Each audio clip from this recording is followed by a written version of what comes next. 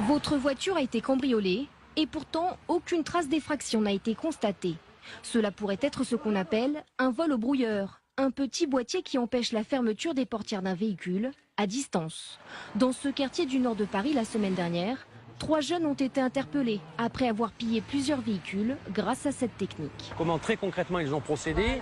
Le conducteur vient de se garer, il sort de son véhicule. Moi j'actionne ici pour empêcher le verrouillage. Le conducteur pense avoir verrouillé, il s'éloigne. Voilà. Et voilà. Je pars avec les affaires du monsieur.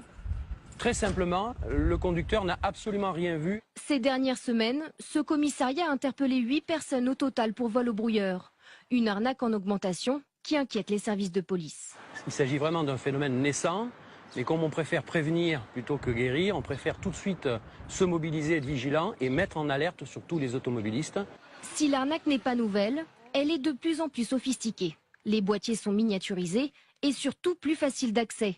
Plusieurs sites étrangers en proposent pour une 50aine d'euros.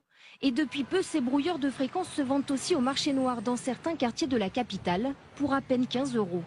Une tendance d'autant plus inquiétante que les voitures commercialisées aujourd'hui sont de plus en plus automatisées. Il n'y a pas de parade absolue. Certains constructeurs se sont un petit peu engagés dans la sécurisation de leurs voitures. Pour autant, on peut empêcher de fermer la grande majorité du parc automobile actuellement en circulation. Seule solution aujourd'hui, la vigilance. Vérifiez systématiquement le verrouillage des portières du véhicule, mais aussi ce qu'il se passe autour de vous. Car la portée de ces brouilleurs ne dépasse pas les 30 mètres. Les malfaiteurs ne sont donc jamais très loin.